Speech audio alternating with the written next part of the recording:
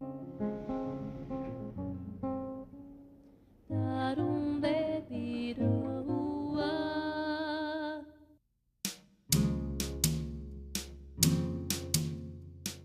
creo que el arte en general lo que tiene que hacer es conmover al interlocutor. Yo escojo las obras en función a cómo me conmueven. Y los demás elementos que conjugan el teatro, ¿cómo los vas a utilizar para poder lograr esa conmoción? ¿Qué hacía? Si estaba casada, si tenía hijos, no sé, no sabía nada. Tiene que conmoverte a nivel visceral y a nivel cerebral. Y cuando te conmueve a los dos niveles es cuando es un hitazo, ¿no? O sea, cuando funciona realmente.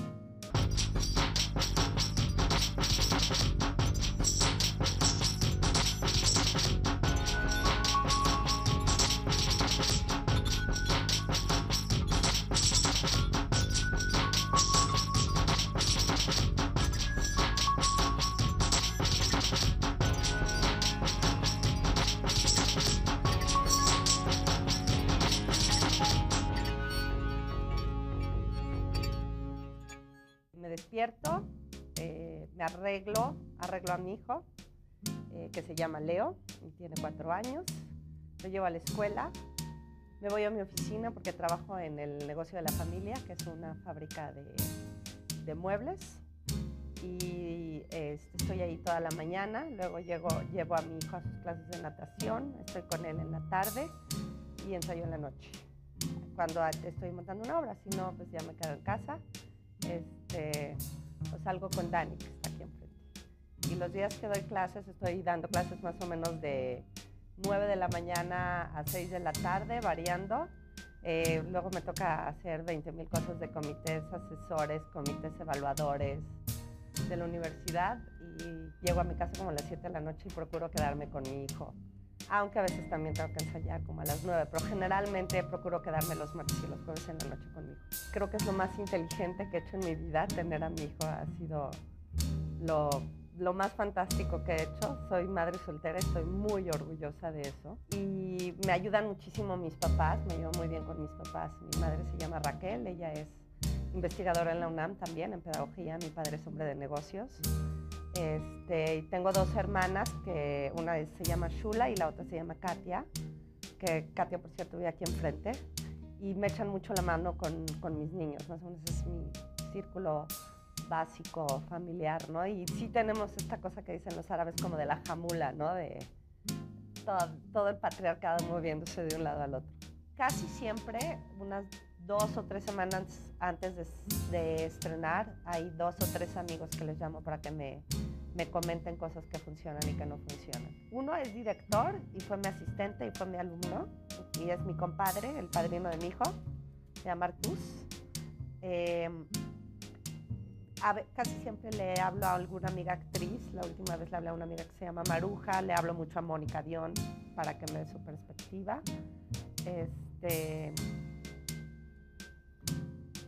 Y a Luis Mario también. Te diría que esos son como los 3 constantes. A veces cambio, pero generalmente les hablo y les pido que me den notas. Casi siempre son estudiantes, alumnos míos, los que son mis asistentes de dirección.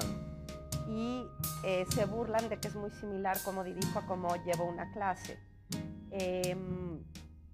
Y hay una cosa maravillosa de dar clases, que es que tienes que estar en activo, tienes que saber muy bien cómo articular tus ideas, cómo comunicarlas.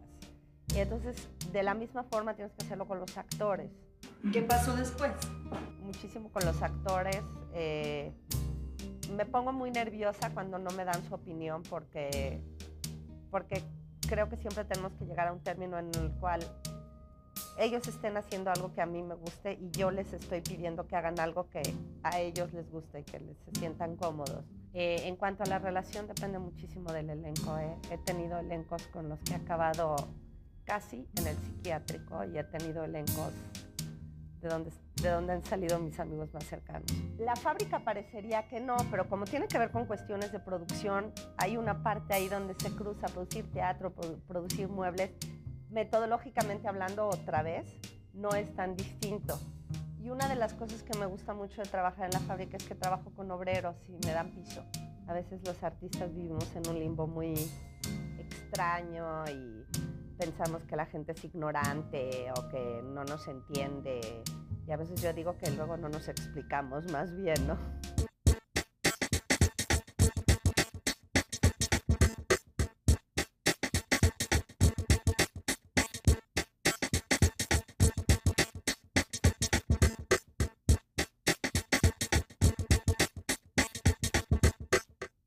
Hola, ¿qué tal? Soy Lorena Wolfer, esto es Facultad de Diálogo. Estamos hoy en el Centro Universitario de Teatro y me acompaña la directora Yona Weisberg. Yona, bienvenida.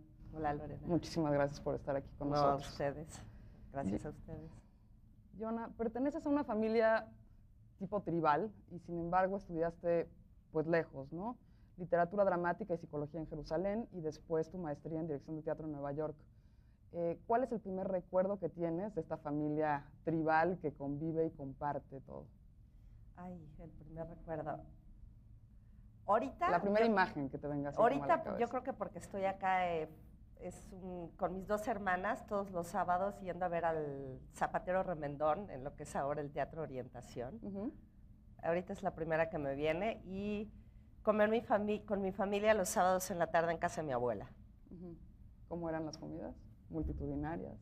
Fíjate que no eran tan multitudinarias. Me acuerdo principalmente de un plato que es un plato muy polaco, mi abuela era polaca, judía polaca, de un rollo de carne con papa que se hace como cubierto con una salsa de tomate y del arroz que hacía la muchacha de mi abuelita, que era buenísimo. Yona, tus padres están alejados del quehacer artístico.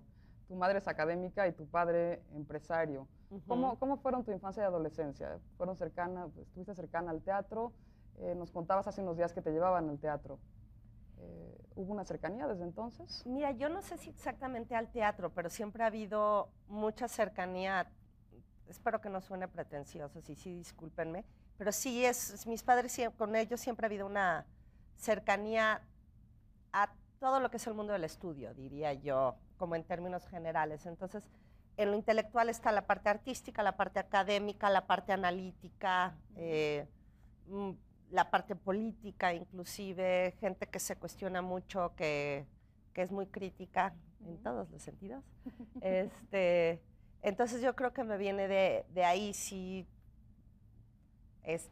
Pues me acostumbraron a leer, esas cosas que siempre decimos los artistas, que desde chiquita. Sí, ¿Cuál? ¿Qué leías? El primer libro que leí era un libro que se llamaba El dragón y no sé qué, de Pearl S. Buck, la que escribió La Buena Tierra.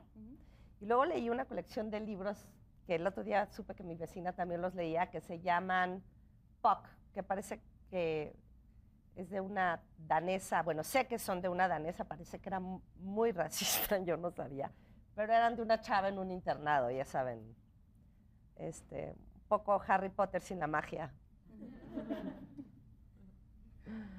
Nos comentabas en días pasados que te llevaban al teatro, ¿no? ¿Cuál fue la primera obra que recuerdas que te haya impactado y que hayas dicho, quizás me quiero dedicar a esto? No fueron las del Zapatero Remendón. Sí, por eso la pregunta, justamente.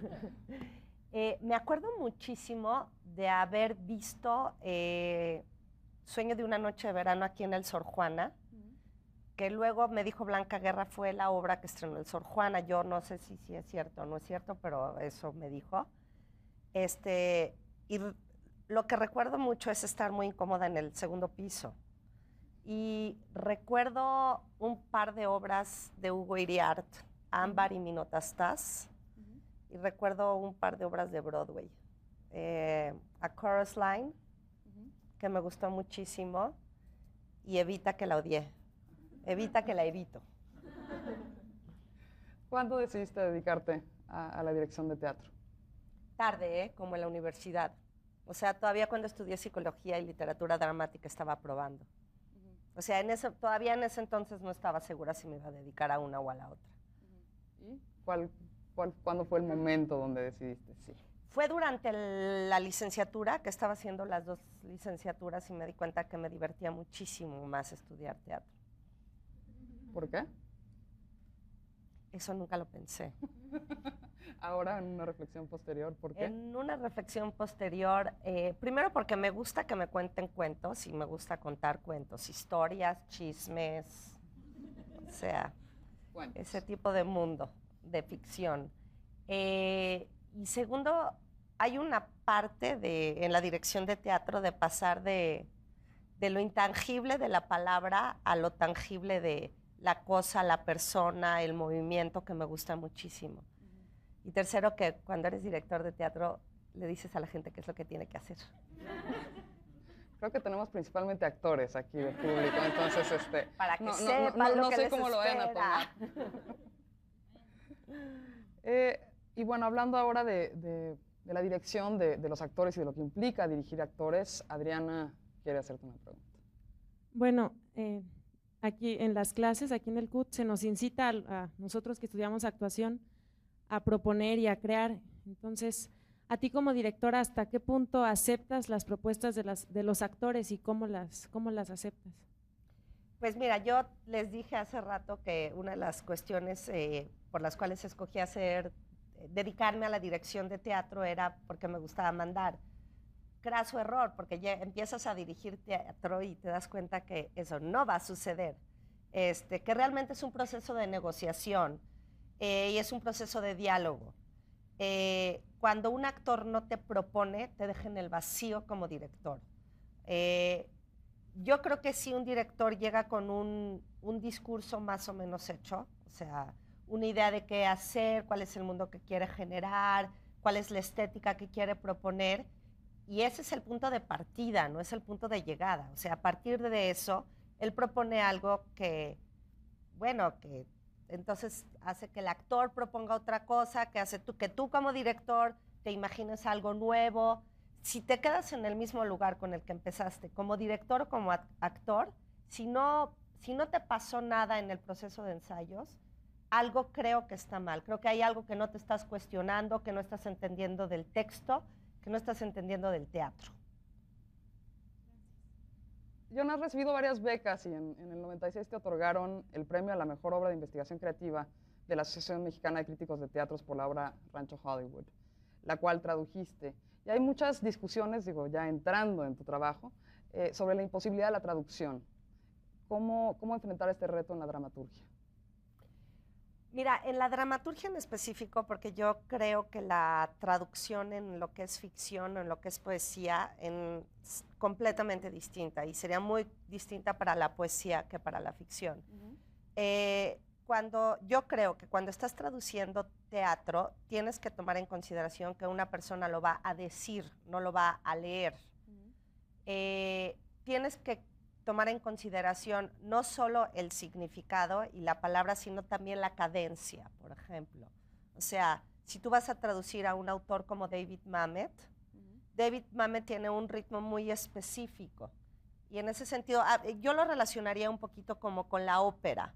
No es, si tú pasas de un instrumento al otro, tienes que cambiar un poco la partitura para seguir la melodía, aunque cambies tal vez armonías o este tipo de juegos, o si vas a traducir una pieza, no sé, las 4 estaciones de Vivaldi a jazz, ¿no? O lo que hicieron con unos cantos gregorianos que los hicieron disco, creo, algo así.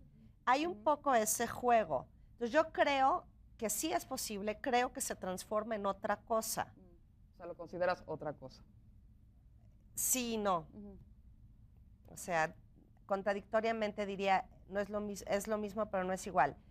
Todo el contexto cambia porque tienes otro público, tienes otro tipo de actores que se mueven de otra manera, entonces igual hay traducción en todo, ¿no? O sea, Claro, el mismo acto de una puesta en escena es en sí una traducción, ¿no? Sí, exactamente. Así, ¿no? Justamente a propósito de la traducción y de la traducción de obras, Mariano te tiene una pregunta.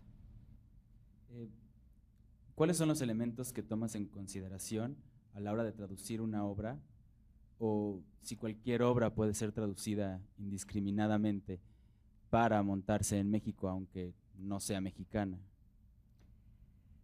Mira, no, yo no creo que cualquier, perdón, yo no creo que cualquier obra pueda ser traducida indiscriminadamente. El teatro es es un arte social. O sea, cuando tú lees una novela, estás tú con la novela. En el teatro generalmente hay un grupo de gente, últimamente en México pequeño, pero hay un grupo de gente. Y tiene que ver con una cultura, y tiene que ver con un momento. Entonces, creo que ahí uno tiene que ser muy, muy delicado en cuanto a qué traduce, cómo lo monta, o sea, cómo va a ser la puesta en escena, si lo adaptas o no lo adaptas. Por ejemplo, hubo una obra que se adaptó a México, una obra que fue muy exitosa en Estados Unidos, y hablaba de una chica que se iba a estudiar la universidad a otro estado, muy lejos de su casa, de sus papás. En México eso sucede rara vez. O sea, es extraño que suceda. Pero como sucedía en México, entonces había poca verosimilitud con la situación, por ejemplo. Vamos a un corte y volvemos con Yona Weisberg aquí en el CUT.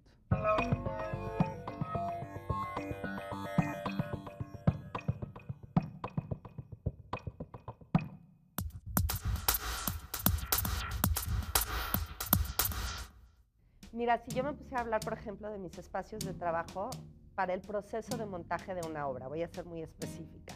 Creo que empiezan en mi estudio, o en alguna librería o en el internet, donde descubro una obra que quiero hacer o donde leo una obra que alguien me da para ver si la hago.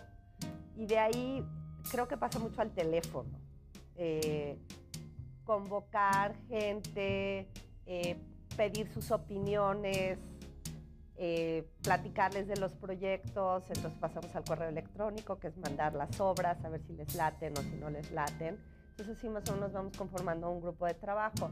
Antes de empezar la obra generalmente procuro tener el equipo de diseño listo. A esto me refiero con el equipo de producción, que son el productor, cuando hay productor, que muchas veces en México no lo hay, o es una institución pública que interfiere poco, el diseñador de escenografía, el diseñador de vestuario, el diseñador de sonido, el asistente de dirección, idealmente algún encargado de relaciones públicas o de establecer algún tipo de desarrollo de público. Y paralelamente vamos viendo quién va a formar el elenco. De ahí entonces pasaríamos, ya que está formado el elenco, a los ensayos. Y para mí los ensayos se dividen en el espacio que estás sentado y el espacio en el que estás parado. El espacio en el que estás sentado puede ser cualquiera, y procuro que sea la sala de mi casa para no tener que transportarme, bueno, más bien el antecomedor, pero a veces es el espacio de ensayo. Y ya cuando nos empezamos a parar, a hacer ejercicios, a trabajar en la gestual y en el trazo de los actores, cuando ya tienes que tener muy específica la obra, todo eso es en el espacio de ensayos. Luego pasas al teatro. En el teatro todo eso se tiene que conjugar con el aparato de producción, esto es escenografía, luces, vestuario, etcétera, y hasta que estrenas la obra. Y ahí esperamos, que no siempre lo tenemos, tener espacios en el periódico. Yo recibí un entrenamiento en Nueva York y allí, después de que estrena la obra, tú no te paras por el teatro. Los actores mexicanos están muy acostumbrados a que el director siga yendo, como establece una relación más cercana. Entonces, sí voy una vez a la semana, una vez cada 15 días, y les daba notas. Y en ese sentido los actores a veces lo agradecen, generalmente lo agradecen acá, como para no perder mucho piso. Hay una obra que siempre he tenido la fantasía de hacer, pero la verdad es que nunca me he sentado a trabajar en ella, que son Las pantallas de Genet, que es un texto que tiene 200 páginas. O sea, una obra teatral tiene promedio 60, 70 páginas. Eso ya te puede decir lo complicado que es. Te puedo decir que cuando empecé a dirigir era perfectamente neurótica e intransigente, y que me he aflojado y que me he vuelto más tolerante con los años. Eso es lo que te puedo decir. Ese ha sido uno de mis grandes aprendizajes. Flojita y cooperando.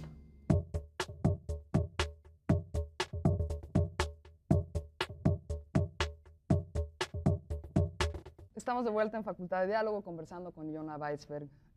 Yona, hablando ahora ya de tu primera obra, de Oleana, de David Mamet, que montaste entre 94 y 95 en foros como el Teatro Casa de la Paz, de la UAM, el Foro Shakespeare y el Museo del Carmen. ¿Nos puedes contar de dónde surgió la idea de realizarla?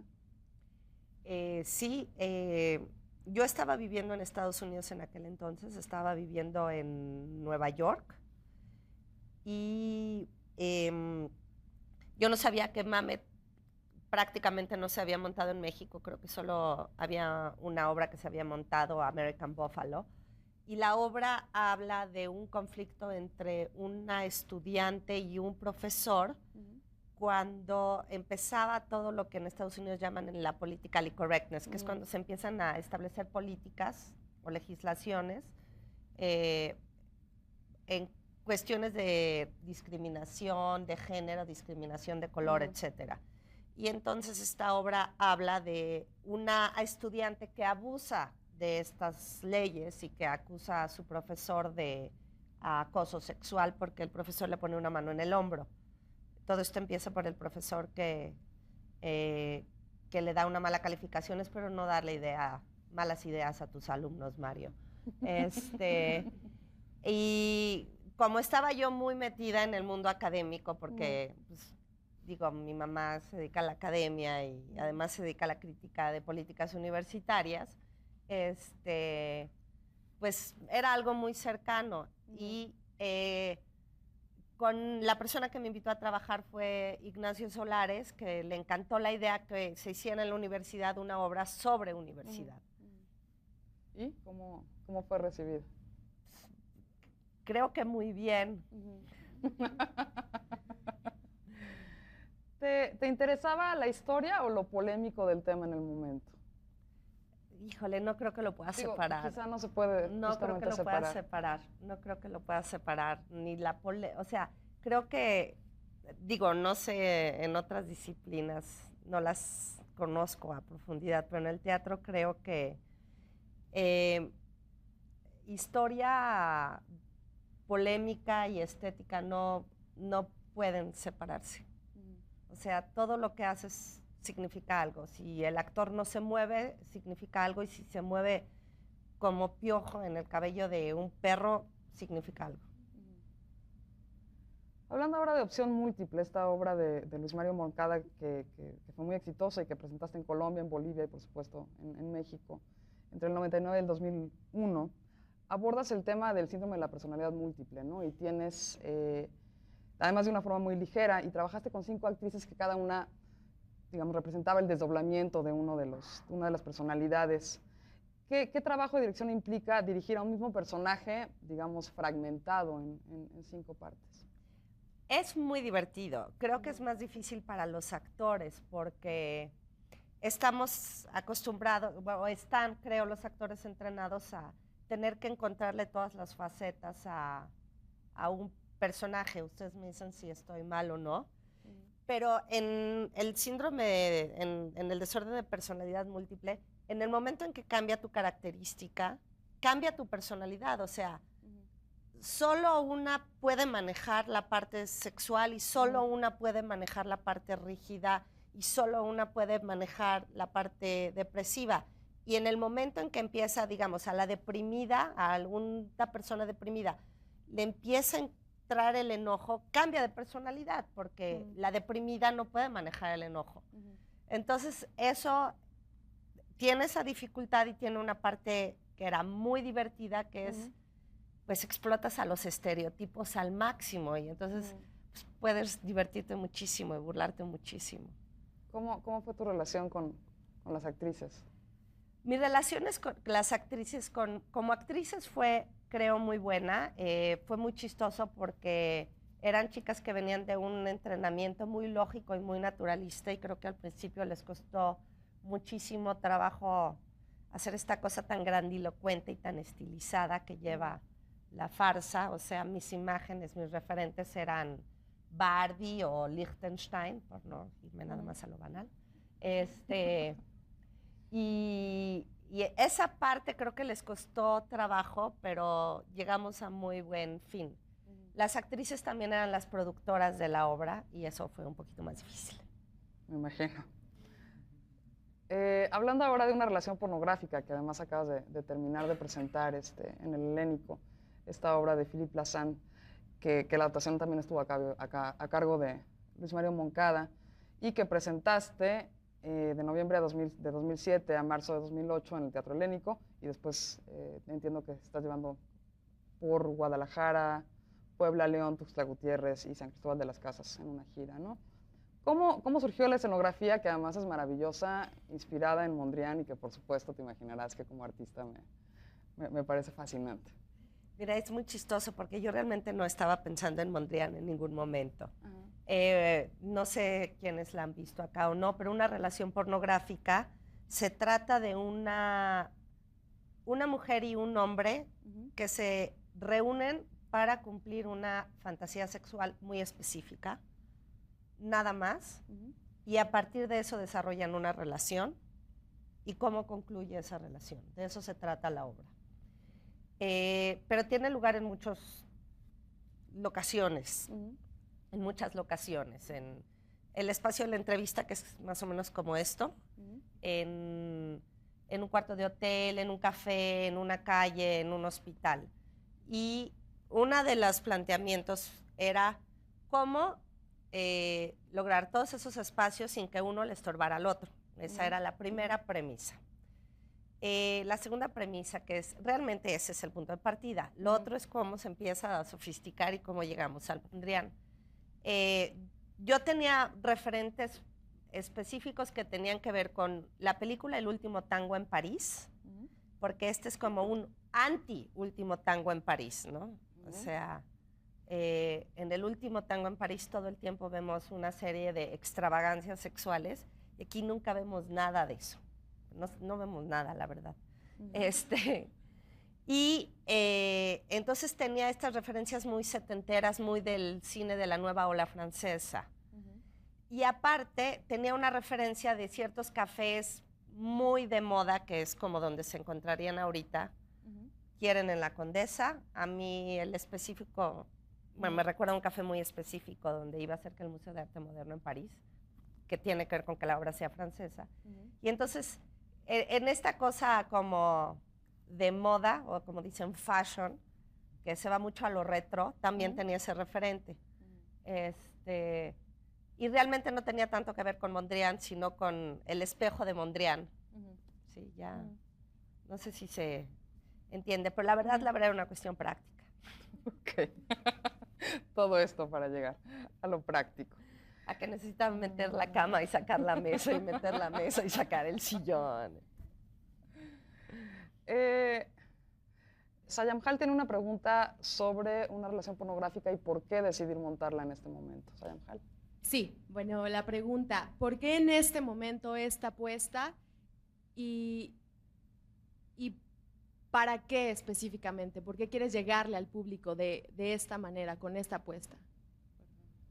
Mira, yo te diría que uno nunca hace teatro, ni cine, ni escribe novelas, ni pinta cuadros para algo. O sea, no tienen, no son utilitarias, pues. Tienen algo que ver con el ser humano como ser humano, como verbo, no como sustantivo. Creo, cuando yo hago una obra de teatro, claro que estoy pensando en el público. Me parece ridículo no tomar en consideración al público como parte del discurso teatral, porque no hay teatro sin público.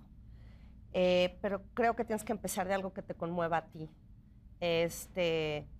Y esta confusión en las relaciones de pareja, que tal vez estoy equivocada, pero creo que le pega más a mi generación que a su generación, o sea, gente que ahorita está entre, diría, los 30 y los 50, que de repente hubo un concepto distinto de lo que es el sexo, con una obsesión de las mujeres por tener una vida profesional, y de repente no es lo mismo que las corrientes feministas, porque cuando nosotros empezamos a trabajar, las puertas ya estaban abiertas, ya había posibilidades de ser, yo qué sé, una investigadora no sé qué, o una directora de no sé cuánto, y en ese sentido también hay una desempoderización del hombre que empieza a cambiar las relaciones entre los hombres y las mujeres.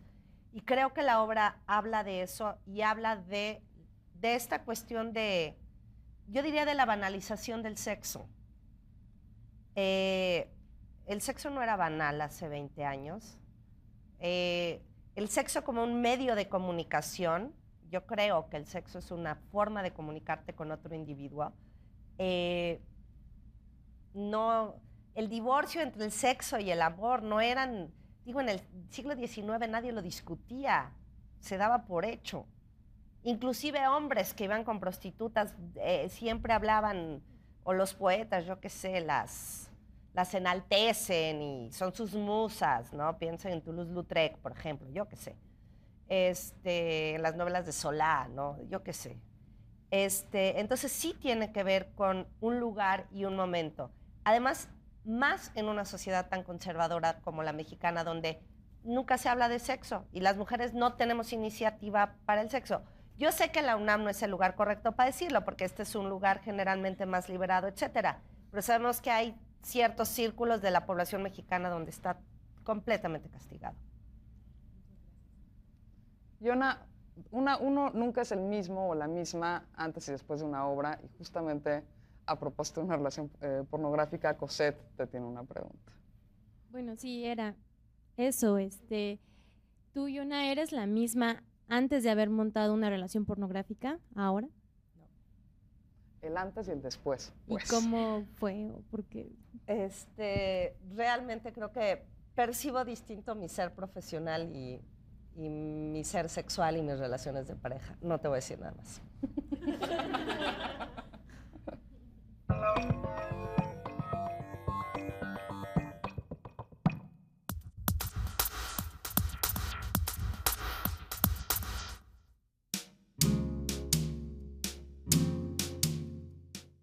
Yo acababa de ver Oleana, no sabía que en México no se había montado David Mamet, porque es de los clásicos, más clásicos del teatro contemporáneo norteamericano. Y esa obra a mí me gustaba mucho porque era un tema que tocaba de una forma muy irónica todo lo que en Estados Unidos llaman politically correctness, de todas las leyes que salieron de que tienes que tener un mínimo de empleados de color o de empleadas mujeres, ese tipo de cosas, en las universidades. Y la obra lo agarra del otro lado, de cómo se abusa. Es una alumna que se está quejando de la calificación que le puso el profesor, y el profesor en algún momento de desesperación de la alumna le pone la mano en el hombro, nada más. Entonces ella lo acusa de acoso sexual. Y él acaba agarrándosela a trancazo limpio y tirándola en el suelo. Entonces esa fue la primera obra que monté en México. Cuando llegué a hacer Oleana, yo no conocía a nadie en México, llevaba aproximadamente 9 años viviendo fuera de México. Y me recomendaron mucho Enrique Singer para las actrices. Hice un casting, lo cual en teatro en México también es bastante inusual. Ahí fue donde conocí a Mónica Dion, que hasta la fecha es una actriz con la que he trabajado bastante y que es de mis amigas más cercanas. Y pues se armó un equipo de trabajo muy bonito.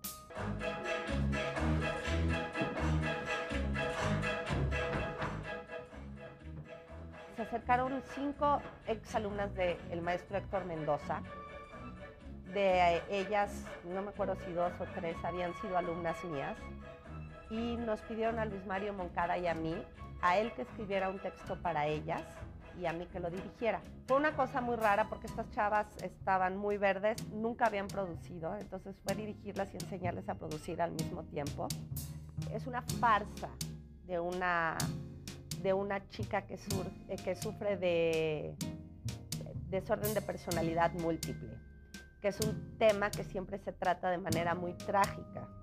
Aquí pues tratábamos de burlarnos mucho del asunto. La clave era que teníamos 5 actrices que representaban a la misma persona, pero en otra personalidad. ¿Por qué la dejaste ir? Oye, yo estaba en el teléfono, ¡seas chorra! Esta chica está buscando pareja, entonces está revisando los candidatos y son todos los enredos que se dan cuando el chico en cuestión hace algo y entonces cambia la personalidad. Por ejemplo, cuando él empieza a hablarle romántico, surge la chica tímida, ¿no? Pero entonces se empieza a dejar llevar por el chavo y entonces surge la chava represiva, ¿no? Que es así como profesora de colegio de monjas, ¿no? Entonces sale la que es la seductora, dice, no, no me vas a molar la noche. Casi todos los referentes que usamos eran de Liechtenstein, el pintor, y de Barbie. Entonces todo eran colores chillantísimos, o sea, las paredes eran amarillo, rojo y verde limón, los vestuarios eran naranjas y blanco con negro, era muy fuerte.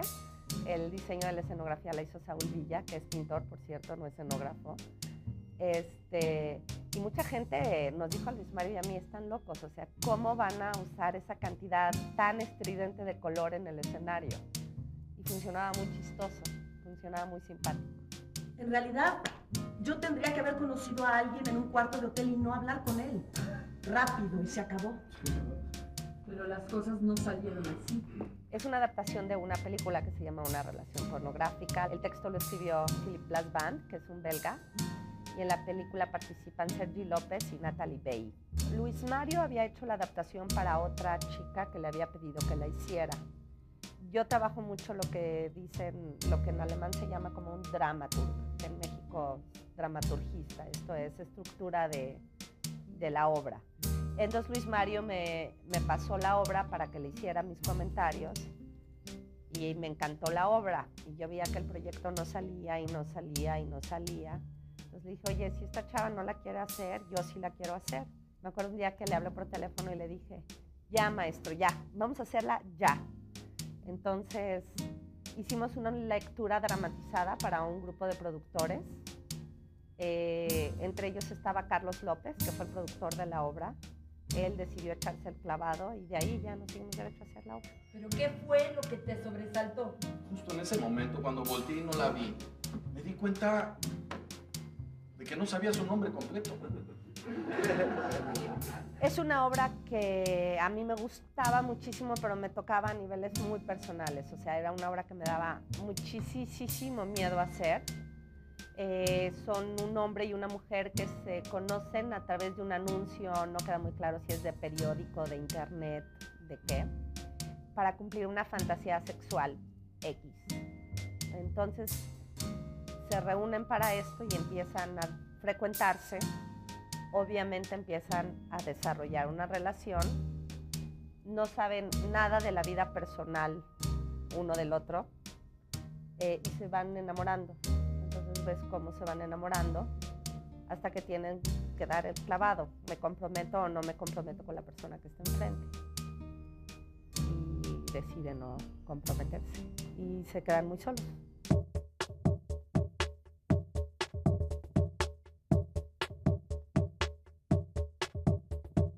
Estamos de vuelta conversando con Yona Weisberg aquí en el Centro Universitario de Teatro. Yona, hablábamos antes del corte de una relación pornográfica y, no sé, siento que se trata el sexo como algo efímero. ¿Cuál es el lugar de las parejas, de la relación de parejas, según tu puesta escénica? No te podría decir que en la obra se habla de cuál es el lugar de la relación de pareja. Una de las cosas interesantes, y me preguntaban que por qué esa obra, una de las cosas que a mí me parecen muy interesantes de la obra es que la visión y la versión de cada individuo del público cambia según su historia personal. Entonces, hay una especie como de proyección ahí. Muy divertida, muy impresionante el Rashomon que se crea de una serie de individuos que todos vieron lo mismo, todos salieron juntos del teatro y, bueno, una vez una señora hasta dijo, yo estoy segura que ella está divorciada, cuando hay un parlamento explícito donde la chava dice, en ese momento no tenía pareja y por eso decidí intentarlo. Y la chava, perdón, creo que dije mal, asumía que la mujer de la obra le estaba poniendo el cuerno al marido.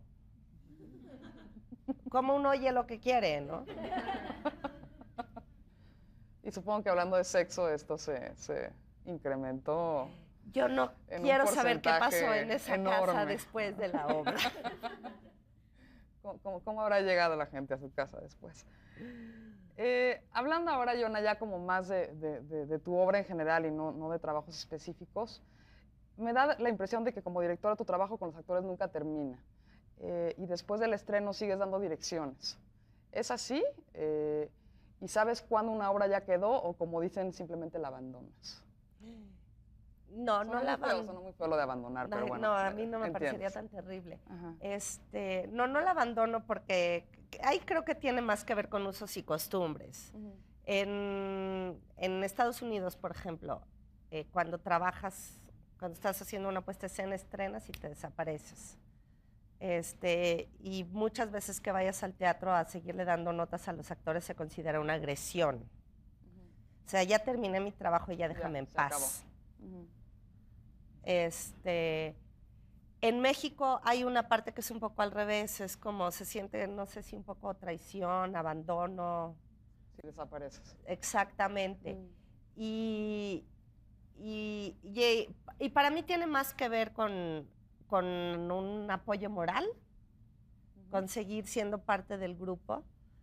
Tiene que ver con que siempre me interesa mucho cómo va la taquilla.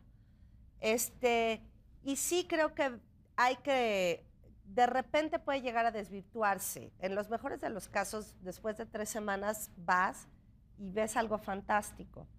Pero también te puede pasar que vas 3 semanas después y un vestuario que no conocías aparece en el escenario. Y sí me ha pasado. No es agradable. Casi siempre trabajas con pocos actores, siguiendo un poco como con esta tónica de los actores. ¿Te interesa montar obras con pocos actores o ha sido algo fortuito? Es más fácil y cuesta menos dinero. Así de sencillo. ¿Y la forma en la que te relacionas con los actores? Mira, obras de gran formato he hecho 3, y sí fue muy difícil, sí es mucho más difícil. Parte de la complicación era que también estaba produciendo, pero nada más coordinar horarios ya está en japonés. Y entonces, por lo tanto, prefieres no, algo más pequeño. No, ha sido casual. Ha sido casual. O sea, la cantidad de obras de 3 personajes que me han tocado 2 hombres, una mujer, 2 hombres, o la cantidad de obras que me ha tocado, o sea, que me han invitado a hacer y que me gustan, entonces decido hacerlas, que tienen una cama en medio, son muchísimas. Estaba revisándolo el otro día y yo decía, bueno, otra obra con una cama en medio, ya. La escenografía de la mayoría de tus obras es muy limpia, es casi, podría decirse, minimalista, ¿no? ¿Es una intención estética o es algo más ligado a un sentido de la dramaturgia? Es estético y es discursivo. Hay que dejar que el actor se mueva. Hay que darle espacio. Hay que darle espacio. Creo que todo lo que no ayuda estorba en el escenario y en la vida. Creo que estaremos todos de acuerdo, ¿no? Y creo que tiene que ver con eso, con que...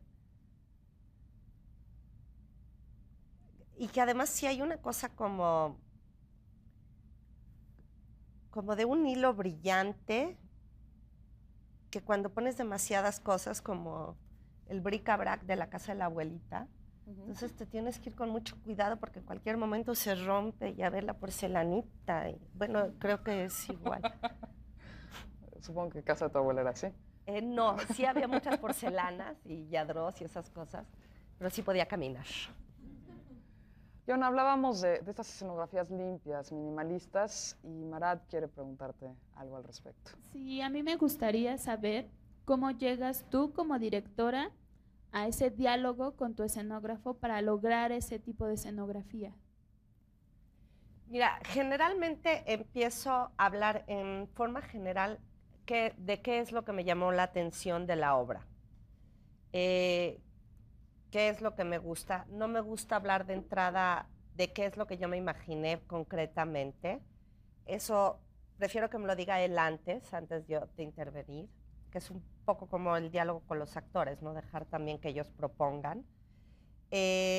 Trabajo muchísimo con referentes visuales, o sea, les llevo fotos, dibujos, pinturas de cosas que me recuerdan o en las que pienso. Por ejemplo, ahorita que estaba hablando de la relación pornográfica, no solo le bajé de internet a Jorge el café del cual estaba hablando en París, sino que estuve buscando otros cafés en otras ciudades que un poco hablaran de estos lugares, de estos espacios de los que estábamos hablando, ¿no? Que era una estética general para el café, para el cuarto del hotel, para la calle. Le hablé de las películas, o sea, no era solo El último tango en París, porque si tú agarras La mujer de Junto, las películas de Godard, toda una colección, tienen una estética súper específica y tienen un ritmo súper específico, y eso se da en un espacio en físico X. Entonces, es más o menos como trabajo, y él los va traduciendo al espacio. Decías que ahora hay menos gente que va al teatro, ¿no? Sí. ¿Hay público para el teatro en México hoy? ¿Cómo lo ves hoy desde que iniciaste a hoy? Yo creo que ha disminuido mucho. No tengo muy claro por qué. Tengo varias ideas, creo que tiene que ver con la situación económica, como dice todo el mundo, pero creo que es real. Creo que tiene que ver con la complicación del tráfico, que también creo que es real. Y como directora de teatro, en cuanto a lo que a mí me compete, creo que tiene que ver con que a los artistas, odio usar la palabra artistas, pero a las personas que hacemos el teatro, se nos olvida que el público es parte del acto y del hecho escénico, y que nos divorciamos, no les hablamos, como me preguntaban, ¿le interesa al público? Bueno, yo creo que sí, pero mínimo tengo que creer que sí le interesa al público. O sea, si de entrada es mi discurso y yo voy a encontrar el hilo negro y la papaya cósmica, como siempre le digo a mis estudiantes, y estoy pensando que el público mexicano no es lo suficientemente sofisticado o lo suficientemente conocedor para entenderme, quiere decir que yo no tengo idea dónde estoy parada. Y con este tema del poco público para el teatro en México, Rodrigo tiene comentarios. Bueno, es una pregunta. ¿Cuál es tu propuesta como creadora para hacer que este público que dejó de ir al teatro, o este público que no conoce el teatro, hacer que se acerque a estas obras? ¿Cuál es tu propuesta, tus formas de hacer llegar la información a la gente? ¿Qué es lo que dice a la gente para que se pare de sus casas y vaya al teatro? Mira, creo que no tengo claro qué es lo que hay que hacer, porque si supiera al 100% lo que hay que hacer, lo estaría haciendo y pruebo cosas. Lo primero que te puedo decir es que no te puedes olvidar del público, porque es tu interlocutor, es tu amante, es tu novio, es tu esposo, es con quien estás haciendo la cosa, y si no, no se hace nada. Y cuando tú tienes un amante, primero tienes que seducirlo, y entonces tienes que seducir al público. No decirle que es un idiota, que no entiende lo que estás diciendo, porque eso es lo que te lleva al divorcio, no al matrimonio. Se puede ver que sí hay una Yona diferente después de una relación pornográfica. Bueno, tampoco al matrimonio. A un amor exitoso, digamos, tampoco me la cargues tanto. Y para empezar, el teatro y cualquier disciplina artística están destinados a conmoverte, como bien lo dijo nuestro sabio Aristóteles, a conmoverte en la barriga y a conmoverte en la cabeza. Yo creo que si algo no te conmueve realmente, ya sea a nivel intelectual o a nivel visceral, está imposible que conmueva a los demás. Si te conmueve a ti, tal vez no conmueve a los otros, pero si no te conmueve a ti, seguro a los otros no los va a conmover. Y es parte de lo que tienes que identificar, qué es lo que realmente te está conmoviendo, porque luego en estos discursos artísticos, intelectuales, creemos que nos está conmoviendo algo que parece muy sofisticado y muy interesante, y la verdad es que lo único que es aburrido. Y estoy hablando en un sentido sofisticado de la palabra aburrida, no en un sentido, vamos a ver, Friends o a Seinfeld de la palabra aburrido. creo que es una de las cosas que tienes que hacer. La otra que tenemos todos los presentes que tomar en consideración es que el público es una labor a largo plazo y que se tiene que cultivar, así como las plantitas, así las cuidas. No es metáfora, no es lugar común, es algo que se tiene que hacer realmente, informarlo, dejarlo que participe, dejarlo que sea parte de lo que estás haciendo, integrarlo. Hay 20,000 metodologías para hacer eso, muchas que en México no funcionan, que se han tratado, que se usan mucho en Europa y en Estados Unidos. Y parte de eso es, bueno, ¿quién es el público mexicano? Conocer al otro. ¿Te contesté? Ok. Yona, se nos acaba el tiempo para variar y como siempre. Entonces, la pregunta sello de Facultad de Diálogo. Si tuvieras que convertirte de la noche a la mañana en cualquier personaje de la historia del teatro, puede ser director, actor, ¿quién sería? ¿Por qué? Es que, Lorena, llevo tantos años yendo a psicoanálisis para querer ser yo misma y ahora me pides que sea otra persona. Ay, hagan corte porque me va a tardar mucho. Híjole. No, nos podemos quedar con que seas tú misma. No quisiera interferir en... Es que me sale carísimo en el la trabajo semana, de tu terapia. ¿Quién quisiera ser del teatro? De verdad nos podemos quedar con que seas tú misma. Gracias. Sigo, lo vuelvo a proponer como una Nunca lo opción. había pensado, la verdad. ¿Sí? ¿Nos quedamos con que eres tú misma? Sí. Sí, pero lo tienes que decir con más convencimiento para que se note que los años de terapia... No, porque suena muy mamón decir que yo quiero ser yo misma. Déjame ver cómo lo acomodo para que no suene pesado. Va a sonar a cliché, pero más bien creo que tienes que acomodarte contigo mismo que buscar ser otra persona y pasártela bien.